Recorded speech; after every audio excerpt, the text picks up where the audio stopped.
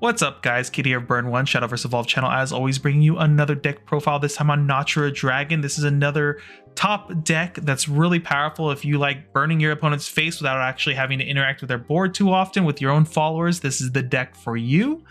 Before we get into the deck profile itself, make sure to like, comment, and subscribe if you enjoy this type of content, as it keeps me motivated to keep making content like this. And yeah, let's just get right into the video.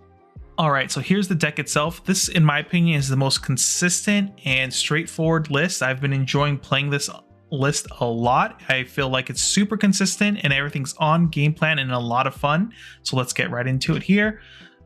I don't know how much I have to talk about this card, Colorful Cook. You already know how powerful of a card it is. It also is a discard Natura card and a draw card, which actually helps a lot in this deck, not for consistency, but to also proc your rights later in the game, because our main game plan here is to hit the in turn button and watch our opponent's life total fall as fast as possible.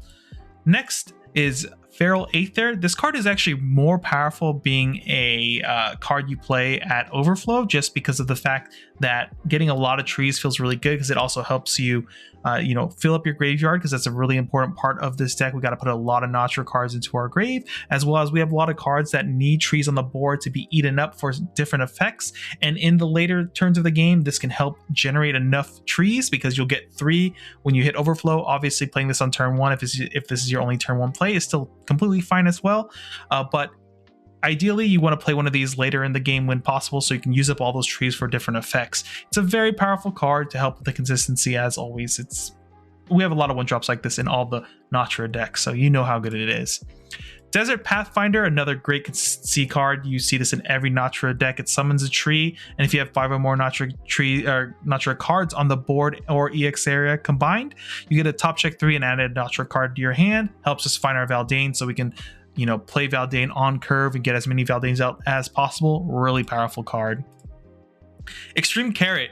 At first, I thought this card was more of a meme card, but after playing with it, I actually do like this card a lot. Not only does it provide immediate board clear, it's a Natura traded character or follower, so that way it will help with the grave inclusion. It heals you 1 with the last word, but the pay 1 to search for another copy from your deck lets you summon this to the board and act as more removal when needed, while also, once again, generating more Natura cards in your cemetery, so we can get more burn damage in that way.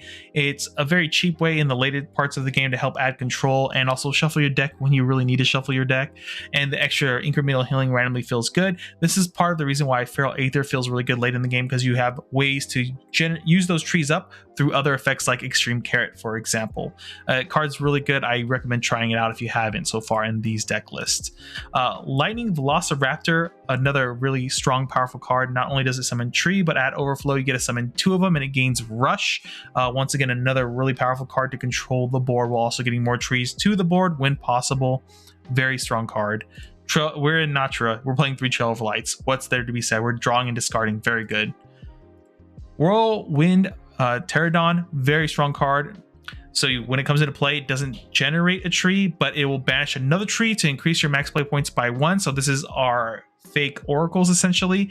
It's very good because at least we get a body onto the board that immediately gives us the max play point for being played, unlike Ayala, I think her name is, where she has a last word effect for that to happen. And then last one on this, you get to summon a tree. So we eat a tree, then resummon a tree once Pterodon gets removed from the board. Really strong card. Shadow's Corrosion is the key card with Verdant. You want to have these either in your deck or in the cemetery at some point, because you will be able to use its effect when you play Verdant, which is the really good part. You can also play this from Verdant from your hand as well, which is totally fine, but you can get it for free essentially from playing your Verdant later on. Really strong card. When this card is in the EX zone, you get to burn 1 damage for every 5 Natura cards in your cemetery, and the whole goal of the deck is to get a couple of these into the grave, or sorry, into the EX zone, to start burning your opponent by hitting the in turn button and watching them take like 5 or 6 chunks of damage instantly. Dracomancer's Rights. This card is very good for this deck, because not only are we drawing and discarding a lot, we also get to burn them with this card and also control the board too if needed. We can, instead of having Shadow's Corrosion, for example, only hitting face. Dracomancer's Rights not only lets us hit face, but it also lets us ping things on the board to help with board control if needed. Also, it also discards for itself as well on play to heal you 1, which doesn't come up too often, but you do it anyway whenever you get Trail of Lights and stuff like that to go ahead and throw it into the grave. Otherwise, you let your trees do that naturally while playing the game, unless you need to do it that same turn, for example. Verdant is the key piece of the deck. A lot of your games depend on seeing like 2 copies of this card at some point. Ideally, you want to evo this as soon as possible. A lot of times you'll be playing this on turn 5 with an evo point, for example, or on turn 6 you just want to evo it immediately to go ahead and get the evo part of it off as soon as possible, because on evo you choose one of the following. You select an enemy flower on the field and deal 4 damage, then you search your deck for Shadow's Corrosion, put it into your EX area, then shuffle your deck, or you select the Shadow's Corrosion in your cemetery and play it for 0 play points, and then it naturally puts itself into the EX zone. You're left with the 5/5 on board. That also lets you help run into some other things to clear up the board a little bit, or you leave it as a standing 5/5 that your opponent will have to deal with. Otherwise, you got to swing in with 5 next turn, which is scary, because that, on top of Shadow Corrosion being in your EX zone, means you're going to be able to push a lot of damage the following turn. On top of that, the base side has the fanfare. Look at the top 3 cards of your deck, and you may reveal a Natura card from among them and add to your hand, and you bury the rest. So not only does it mill you 2 cards, essentially, to help add to your cemetery pile, it replaces itself in hand, so you can find other Verdains and other strong Natura cards you might need. Verdant Magna, it's a good consistency tool. It's how we deal with some of the boards with standing followers on our opponent's boards that have like lots of health that we can't just naturally deal with. And then it also eats a tree and becomes one of the Verdant Magna Evos, which becomes a ward and heals us for 2, and it's a 4/4. It helps elong the game for us a little bit more, because we want to have as many turns as possible, because once we get Verdant online, because every turn we have the ability to hit the end turn button, we get a push damage to our opponent. So as many turns as possible is your game plan. You just want to heal, stay back, control the board until you can do enough damage where one of your other pieces can end the game for you. Shenlong, it's a good card. Draws 2, ditch 1, heals 5. We play one of the Evo, so 1/1 line. Very good card. Not much to really say here. It helps us add cards into the cemetery, add hand size, and heal us. It's just a good card with a big ward. Next, we play 3 of Ogiri Cap. The reason we play 3 of is because Verdant and other stuff will just mill this card naturally, and we need to see 1 copy at some point. So seeing 1 at some point is very good, and then we can discard it later if needed, so we're not afraid that, like, oh no, we can't discard this card from our hand because this is the way we finish some of our games sometimes. But instead, we can discard it and naturally find another copy at some point. That's why I think Ogiri Cap as a 3 of feels very good.